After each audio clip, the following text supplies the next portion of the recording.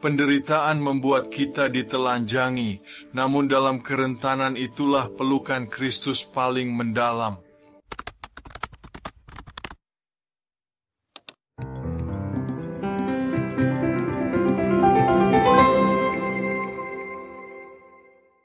Dalam kain tenun Alkitab yang luar biasa, ada satu ayat seperti mercusuar dari jeritan Rasul Paulus yang keras. Saya mungkin mengenal dia dan kekuatan kebangkitannya serta penderitaannya yang sesuai dengan kematiannya. Paulus, dulu penganiaya yang kejam terhadap iman, berubah setelah bertemu di jalan ke Damaskus. Kerinduannya untuk kedekatan yang lebih dalam tetap tak terpadamkan.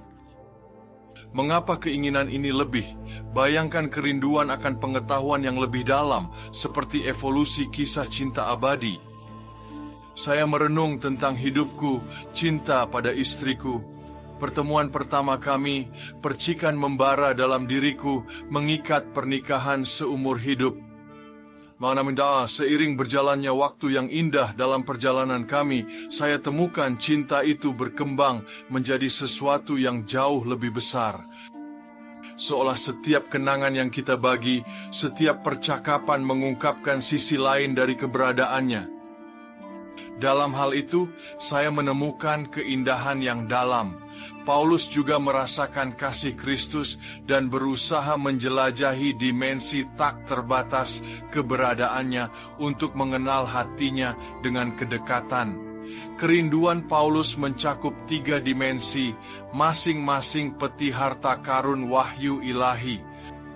Pertama, resonansi kekuatan kebangkitan Kristus, kekuatan yang menghancurkan belenggu kematian, diberikan kepada orang percaya. Kekalahan tak memiliki kekuasaan. Dalam tapestri kasih karunia, kita ditinggikan bersama Kristus dan duduk di tengah kemuliaan surgawi.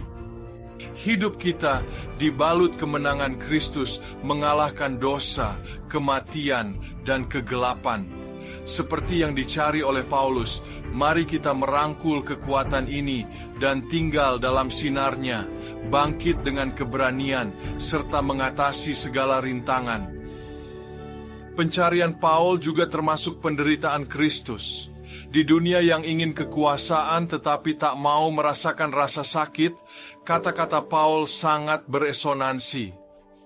Di tengah-tengah tungku penderitaan itulah cinta Tuhan mengungkapkan kedalaman sejatinya. Penderitaan menghancurkan kita, namun di dalam kerentanan itulah pelukan Kristus menjadi paling mendalam. Hujan menyuburkan tanah, penderitaan mempersiapkan hati kita untuk pengetahuan Tuhan dalam kesulitan. Tuhan membentuk kita dengan bisikan kasih-Nya, mengajarkan ketekunan. Terakhir, Paulus berusaha untuk menjadi serupa dengan kematian Kristus, menggema irama perjalanan Kristiani.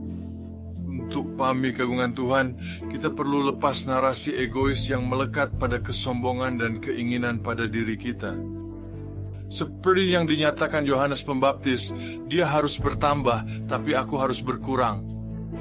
Jalan untuk benar-benar mengenal Tuhan adalah tarian kerendahan hati, melepaskan diri, mengejar irama ilahi yang berdenyut melalui ciptaan. Jadi biarkan semangat Rasul untuk mengenal Kristus menyalakan api di dalam kita, sama seperti pemain biola master membuat melodi rumit, demikian pula Roh Tuhan menenun simfoni kehidupan kita. Mengajak menjelajahi harmoni ilahi, kekuatan kebangkitan catatan, menyentuh persekutuan penderitaan, dan peningkatan mendalam dari kematian diri di tempat tenang. Dalam doa kita memulai perjalanan untuk menjelajahi. Saat kita berusaha mengenalnya pada saat-saat tenang itu, peluklah kekuatan kebangkitan Kristus dan rasakan kemenangannya. Peluklah kesedihanmu dan biarkan mereka memperkenalkanmu pada tinggi, kedalaman, dan lebarnya kasih Tuhan.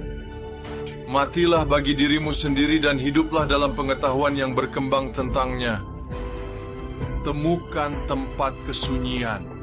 Hati Anda akan diterangi dengan janji bahwa dengan mengenalnya, kita akan selamanya berubah, selamanya jatuh cinta pada Dia yang memegang alam semesta dan jiwa kita di tangannya.